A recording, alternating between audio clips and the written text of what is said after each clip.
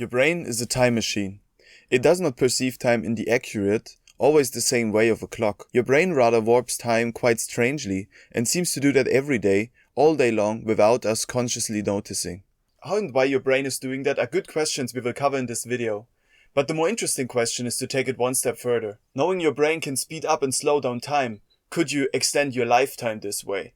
To answer these questions, you need to first understand how your brain warps time. There are two types of time perception that are relevant here. Time perception at the moment, at the present, and time perception of the past, so-called memories.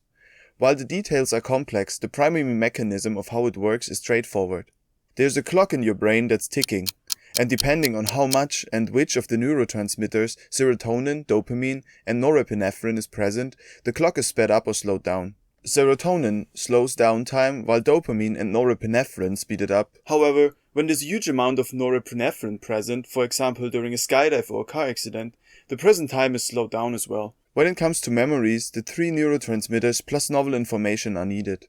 An increase in just the neurotransmitters won't be enough. It's like those neurotransmitters tell your brain to save the file, but you need a file in the first place to save it. This explains why exciting holidays pass fast in the present, because a lot of dopamine and norepinephrine are present at the moment and are remembered as a long stretch of time because a lot of novel information was present alongside the neurotransmitters. Now you know how your time machine works at the basic level.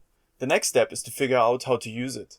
But you're not a lab rat with cables in your brain that will trigger neurotransmitters whenever you want. You are relying on activities and events, the outside world, to trigger these chemicals in your brain. Let's have a look at some of them. Encountering novel information slows down time. Desire speeds up time. Experiencing awe-inspiring moments makes time slow down. Actively pursuing a goal speeds up time. Walks in nature, compared to the city, make time slow down. Fear makes time slow down. For memories, it seems that the emotional state during any activity profoundly impacts how well we remember it. It really seems to be true.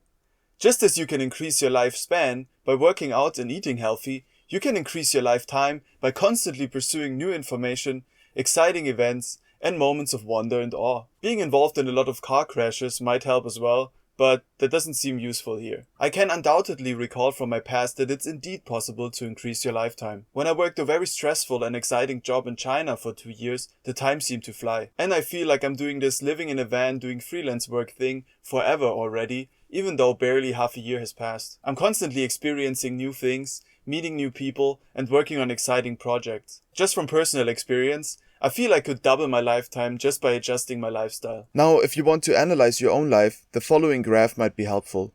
It creates a relationship between memory formation and time perception. You can map the activities that you frequently do on it.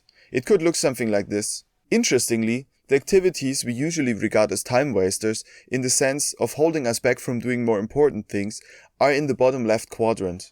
They are not only wasting, but literally decreasing your lifetime too. Another argument for getting rid of them as much as possible. On the other hand, it's marvelous to me that the graph you'll get completely aligns with what's, in my view, needed for a meaningful and fulfilling life when looking at the pleasant experiences in the three remaining quadrants. The two upper quadrants contain activities that give your life purpose. The third quadrant contains activities that are needed to recharge again. Of course, this map might look a bit different when you create it. That's because other things create memories and make time speed up or slow down for you, and are therefore more meaningful. And after all, this graph is a thought experiment and not scientific. But the takeaway should be the same. We can not only increase our lifetime, but also make it more meaningful this way.